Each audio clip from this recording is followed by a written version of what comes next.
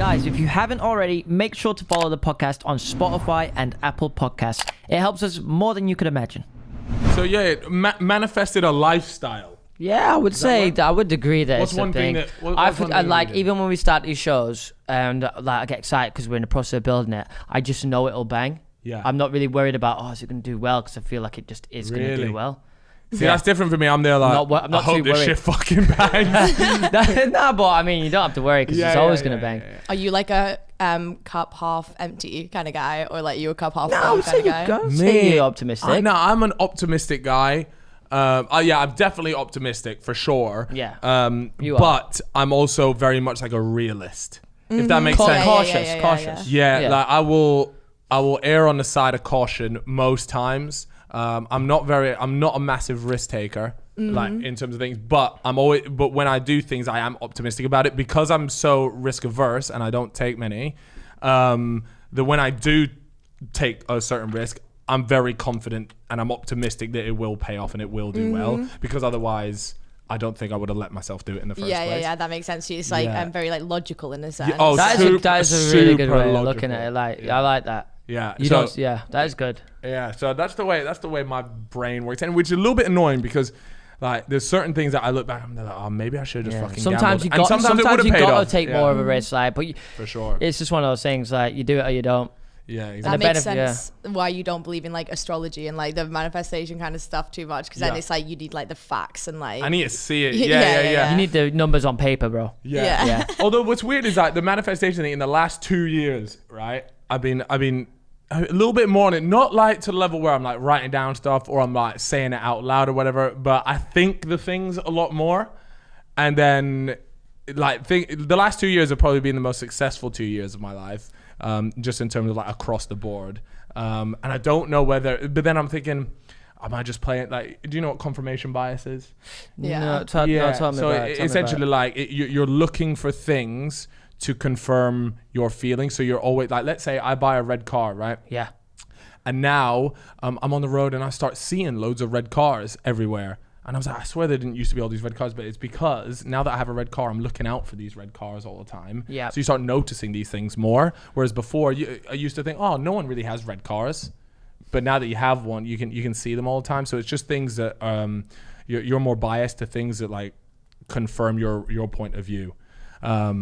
So yeah, that I feel like that could also be another thing, is that like, oh, I've had the most successful 2 years of my life, and I'm there like, oh, maybe it's because I'm manifesting, but maybe it's not. Maybe it's just because I've been working harder. Maybe it's just for normal reasons. Do you know what I mean? Yeah, I feel like with manifestation though, everyone like, I hate the fact that it's become so trendy, because I feel like has people, TikTok, man, literally. You lot were manifestation hipsters. I see you. I see you guys. Before it was cool. You guys We like OGs or whatever. But I feel like everyone makes this big thing about manifestation, being like, oh my god, we found out this like hack of life, like that if you manifest something, it'll happen. But it really is just basic logic how manifestation works. Like, you have a thought, you have an idea, and then you like manifest it, you create it and like make it physical. Right. Like if you have a piece of art, you have a vision in your head, and then you make it physical by like putting the action in. So manifestation is just like that energy of like, oh, like it's just in action. Like do you think subconsciously you just end up making more decisions that are more likely to manifest what you've been thinking about? Is that what it works? Yeah, okay, like, cool. If you have a goal, it's like really low-key, like subconsciously you're going to be making like little decisions that lead you to exactly where you know you're going to go. Whereas before, if you don't really like think it and you don't necessarily manifest it, you're not necessarily making those subconscious decisions. Yeah, no, because right? it's just if you don't have I think that's why it's like so important to have a goal or a plan, like to like know where you want to go, because then subconsciously you don't even have to think about it that hard and it's going to happen. Whereas like if you don't have like if you like don't have an idea of where you're going to go, you're just kind of a bit all over the place. Like you're just going to be like flowing through, but it's still be fine. But if you know what you want to do, then it's even better, I guess. I rate that. I'd love to like get super rich to the point where I could just maybe take 6 months off, right, and just go on a full spirituality bender. Like a really? proper spirituality bender. Like I mean, just were you like trying to bang some DMT? Constant, Would you do DMT? not even that, but just constant, meditation, trying to find like that higher consciousness or whatever they call it. Yeah, but you're on some crazy shit. Because like there's so many people that sit out there and do it, and everyone always looks at them and think, oh, he does some fucking nut job. Yeah. But in reality, they're always really happy with themselves and in tune with themselves. Are they just crazy, or are they onto something that we just ain't onto because we're so fixated on that London work lifestyle, constantly working, all this bullshit. These Donnies just sat out in forest listening to the trees. Okay? The trees are speaking all to them. I can hear is fucking boss man beeping left and right. Yeah. Sirens going You got off. delivery drivers dropping off weed. This city's crazy. Get me in the forest, Madness. man. Yeah. Would you guys ever do like DMT or anything like that? Like, Would I ever? Yeah, I would don't know, you? man. We've spoke about this, but it does. It apparently can like completely change your perspective. Oh, Could you imagine though coming out of the trip and being like, yeah, I ain't calamari anymore? Yeah, call me Peter Walton. That's the name of a Premier League ref, I think. Not ideal, brother. Not ideal. But yeah, wait, have you done it or would you do it? I've never done DMT. I feel like it's quite, I don't know, it's quite like a big thing. Like that's like the biggest, like most ultimate, like I would say ego, that's like, the biggest thing as well. Death, like it's in higher, it's it's up experience there you could with have. meth. I feel like I probably would do it in the future, you know, give me like maybe 10 years or so, but not right now. I feel like it's quite dangerous because sometimes it's like a rabbit hole. Do you know what I mean? Like, it's like when you ever like come out, because it's like infinite. And so you it come just out never of it ends. and all you do is Or you watch just go Joe crazy. Rogan every day for the rest of your life. I do love Joe Rogan, to be fair. What podcast do you listen to? Any podcasts? You mentioned Joe Rogan. Do you watch anyone else? I listen to Joe Rogan. I listen to the Call Her Daddy podcast. Have you heard of that one? That's a Spotify one, right? Yeah. They just sold for 60 M's. Huh? 60 million. Alexandra Cooper. So that must be Pocketed that fucking check. Hold tight, her, by the way. But you want to know something funny about that podcast? It was originally started up with 2 girls.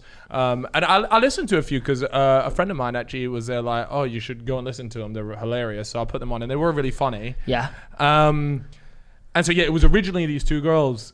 You might know the story, so correct me if I get any of this wrong.